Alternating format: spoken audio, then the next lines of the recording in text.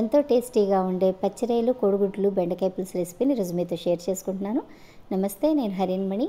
Welcome back to my channel Harinmani's kitchen. ఈ పులుసుకి కావాల్సిన పదార్థాలు: శుభ్రం చేసుకున్న పచ్చిరొయ్యలు ఒక 1/2 కిలో వరకు తీసుకున్నానండి. అలాగే రా మసాలా, లవంగాలు, యాలక చెక్క, కోడిగుడ్లు, బెండకాయ ముక్కలు, చివరిగా చింతపండు రసం కూడా తీసి పక్కన పెట్టుకున్నాను. ఇప్పుడు దాకా వేడెక్కిన తర్వాత ఆయిల్ వేసాను. అందులో ఒక చిన్న టేబుల్ స్పూన్ వరకు పసుపు వేసుకుని అందులో కోడిగుడ్లు వేసేసుకుంటున్నానండి. కోడిగుడ్లు వేసిన వెంటనే గరిటె పెట్టకూడదు. కాస్త వేగిన తర్వాత ఇలా క్లాత్ పెట్టి తిప్పుతా వేయించుకోవాలి. ఇలా వేయించడం వల్ల కోడిగుడ్లు చెదరకుండా చక్కగా వేగుతాయండి. ఓకే అండి, ఇలా వేగిపోయిన కోడిగుడ్లని నేను వేరే గిన్నెలోకి తీసేసుకున్నాను. ఓకే, ఇప్పుడు ఇదే ఆయిల్లోకి నేను పచ్చిరొయ్యలు వేసేసుకున్నానండి. మనం పచ్చిరొయ్యలు వేసిన తర్వాత పసుపు, ఉప్పు వేస్తాము. ఆల్రెడీ పసుపు ఉంది కాబట్టి నేను ఉప్పు మాత్రం వేసాను. ఉప్పు వేసే వీడియో స్కిప్ అయిపోయింది.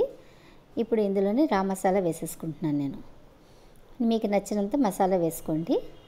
ఓకే అండి, ఇప్పుడు బాగా వేగిపోయినాయి రొయ్యలు.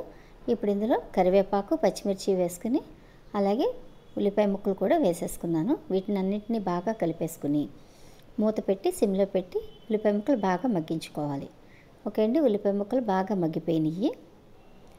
ఇప్పుడు ఇందులో మనం టేస్ట్కి సరిపడా కారం వేసుకోవాలి. నాకైతే కారం 2.5 స్పూన్ల వరకు పట్టిందండి. అంటే పులుసు కాస్త ఎక్కువ పెడుతున్నాను కదా, అందుకని. కారం బాగా వేగిన తర్వాత అల్లం వెల్లుల్లి పేస్ట్ కూడా వేసేసుకున్నాను. అల్లం వెల్లుల్లి పేస్ట్ కూడా బాగా వేగిపోయిన తర్వాత ఇందులో బెండకాయ ముక్కలు వేసేసుకుంటున్నానండి. బెండకాయ ముక్కలు కాస్త పెద్దగా కోసుకుంటే బాగుంటాయండి చూడడానికి కూడా. ఓకే అండి, ఇప్పుడు స్టవ్ని మళ్ళీ సిమ్లో పెట్టేసుకొని మూత పెట్టి బెండకాయలు మగ్గించుకోవాలి. ఓకే, ఆయిల్ పైకి వస్తుందంటే బెండకాయలు మగ్గిపోయినట్టేనండి. ఇప్పుడు ఇందులో కోడిగుడ్లు వేసేసుకున్నాను. కాస్త కలిపేటప్పుడు జాగ్రత్తగా కలుపుకోవాలి. ఓకే, ముందుగా తీసుకుని ఉంచుకుని చింతపండు రసం కూడా వేసేసుకుంటున్నానండి.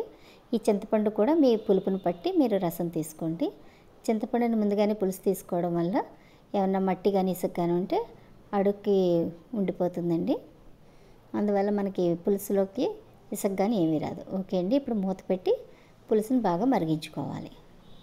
ఓకే అండి, బాగా మరిగిపోయింది పులుసు. ఇప్పుడు చివరిగా కొత్తిమీర కూడా వేసేస్తున్నాను. బాగా కలిపేసుకోవాలి.